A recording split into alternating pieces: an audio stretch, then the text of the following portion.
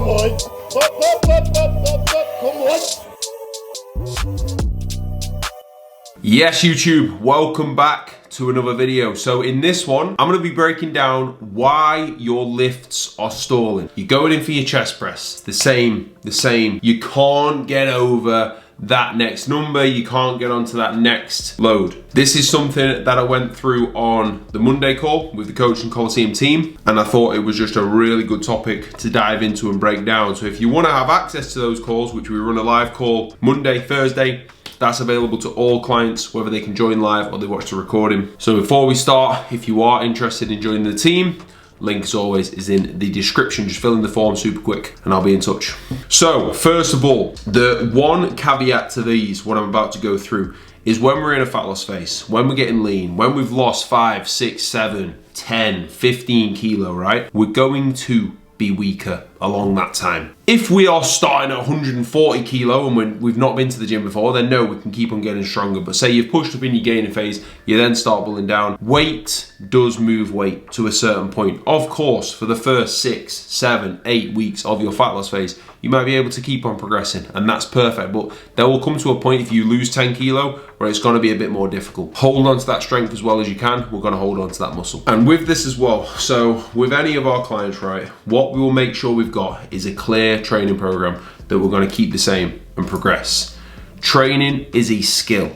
If you are constantly chopping and changing movements and then you're wondering why when you come back to them they stall, that is going to be the biggest reason why. It is difficult to stay with and progress. When you're on a press, you want the seat height set, you want the back pad set, you want to have a feel for that, you want to be in a groove of it, and then you can progress it. If you come back to it 3 weeks down the line, do not expect it to progress. It might even come down. Training is a skill. Stick with your movements, have your sessions actually laid out properly. So we've got a lot to go through. Let's get into them. Number one is you're just using too much load. If you are using too much load, for example, we'll use a press again. Press is always such a nice example. If you are using too much load and you physically cannot press that with good form, you are not going to be able to progress that. You are literally just going to be wasting time. If you have just jumped up too quickly and you cannot complete a full rep with control, your chest isn't going to get stronger there. Your chest isn't going to grow so you can actually get stronger.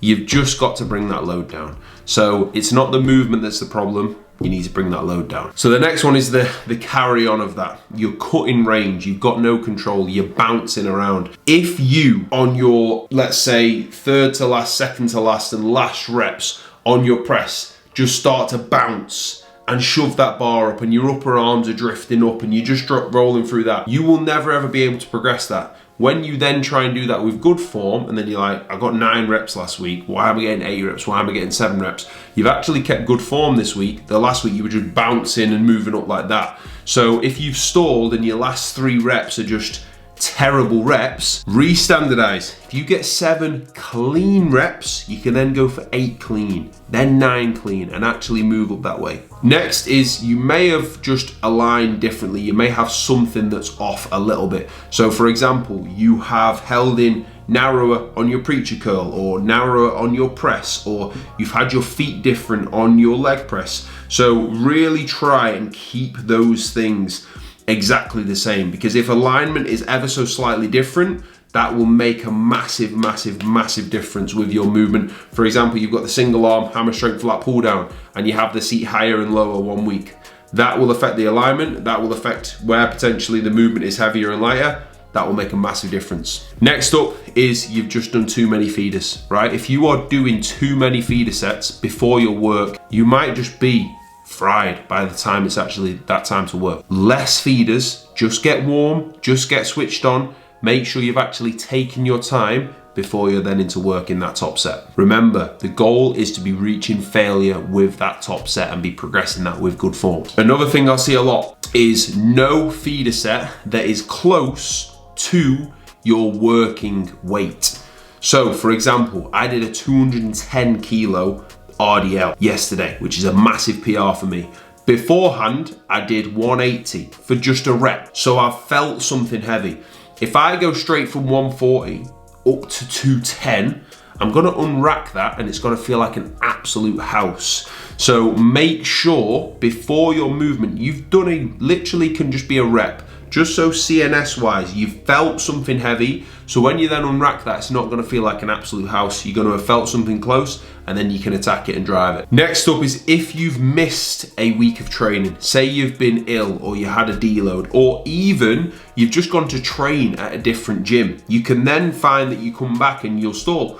For example, and the example I used on the call with our guys, when I went to Dubai last time for 4 weeks, I trained hard. I was in Banus for the full month and a few other gyms, trained like the same as normal, full sessions, like full pelt, but different kit. When I came back to, for example, my Cybex press, the pin loaded, I remember being like, this feels heavy. And it's just because you've just not been exposed to that exact lift for a little bit. Say you've literally missed 1 week, you might come back and then it's very difficult. You might find that that does progress and that's great. But if you've missed a week for whatever reason, say you've literally skipped the session or you've just even trained somewhere else, don't beat yourself up if that's not progressing as smoothly as it normally does. Another one, and it's very similar to that alignment, we've misaligned our torso. So especially for a press or anything on a bench, say for example, if you've got a lying flat machine press and you are way further back towards the handles or way lower down there, it will make a big difference. So make sure your actual torso positioning, especially on something like a Smith machine as well, if we've been coming down to just below chin 1 week on our shoulder press and then we were out here the next, that can make a massive difference as well. The actual setting of the machine needs to be the same. Like I touched on it before a little bit. For example, when I use my flat Nautilus press, I know I have the seat on number 2 on the back pad. Sorry, I have the back pad on number 2 and then I have the seat on number 8. So that stays the same every single week. If I move that forward or move that back, that will make a massive difference. So make sure anything where you put the seat height at a certain height or the chest pad, whatever movement it is, just record down where you have that. When I do my cuff laterals on the cables, I record down number 10 on the cable. So that stays the same then every week. Another thing may be, say we come into our 4th movement of the session and that's what we're trying to progress. Last time we took enough rest, this time we've rushed in. So say we've just done our presses and we're moving on to our pec deck. Last time we took enough time, we were ready to roll. This week we've just rushed it, we've only had 1 minute and then we're on and we're like, hold on a minute, why am I only getting 8 reps when I got 9 reps last week? Make sure you have enough rest to be able to focus and you're ready to work. Because if you rush that, you're not getting more done. People think if they just fly through, they're gonna get more out of it. Take your time, progress the set. That's the number 1 thing. So go when you are ready, take your time. And if you are pushed for time, then bring the volume down and still make sure that that progresses. Another one, maybe poor sleep. Say you have your push on a Monday and you were fresh. And then this week coming now, you've got push on a Monday again, and you've had 4 or 5 hours sleep. Don't beat yourself up. Sleep is massive. It is a massive part of recovery. So if we know that sleep has suffered for 1 night, maybe you've got kids and the past 3 nights has been crazy, that will play a role. Give it 110%. But again, it's not the movements that need to switch out. If we know that sleep's been poor, give it some time and next week you should be absolutely fine. So with preparation as well, dehydration. If you go into your session dehydrated, you are not going to perform well. I guarantee you. Make sure, if you are training in the morning, you have had at least 1 litre of water. If you train first thing in the morning, just think you've just not drank for say 9, 8, 7, however many hours. You are dehydrated. Hydrate, get your electrolytes in as well.